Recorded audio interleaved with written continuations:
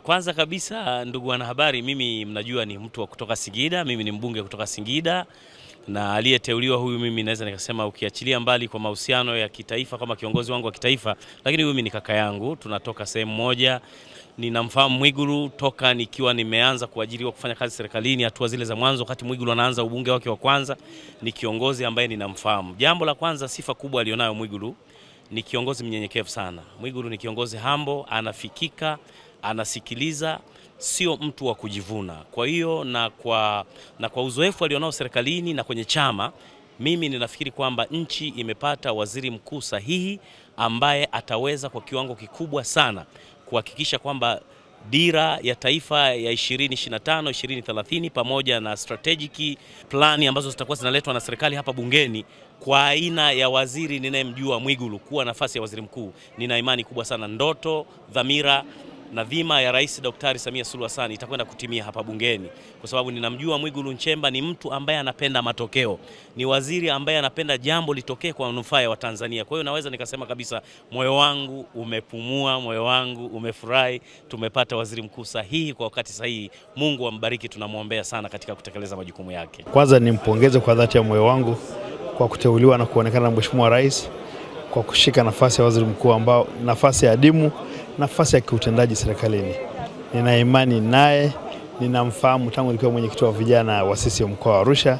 Yeye akiwa kwenye chama ni mtu mwadilifu, mtu mwema, mchapakazi.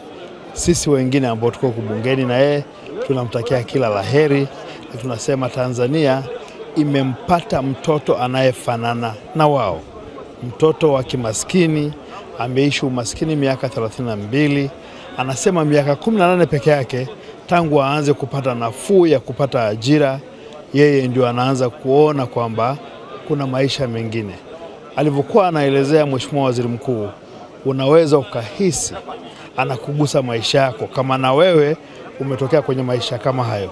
Maisha haya aliyosema Mheshimiwa Waziri Mkuu mteule ni maisha ambayo Rais wetu wa Jamhuri ya Muungano wa Tanzania Mama Samia Suluhu Hassan ameyaishi, najua nimeyaishi.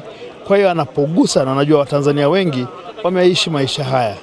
Mtu sahihi kwa nyakati sahihi. Lingine, kwa sisi ambao ni vijana miaka 50 kwenda chini, huyu ni mwenzetu, anaelewa nini adha ya kukosa ajira. Ametaja kwamba wakati amegraduate, kwa hiyo degree sio hoja, je umepata kazi? Anasema amewahi kutumika kama kibega,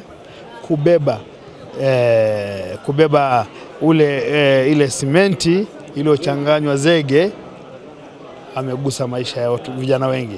Tunajua kwamba bunge hili linatakiwa lilete jawabu ya maisha ya Watanzania wa kawaida waliomaliza vyuo vikuu, waliomaliza diploma, waliotarajia kumaliza cheti, ambapo wao ndio tegemeo za familia zao, ili majawabu ya maisha yao yatokee kwa ajili ya watoto wao, wazazi wao na vitukuu vyao na nchi yao. Kwa hiyo Mwigulu Nchemba ambaye ni daktari leo amethibitishwa atakuwa waziri mkuu baada ya kuapa. Kiukweli amegusa maisha ya wengi.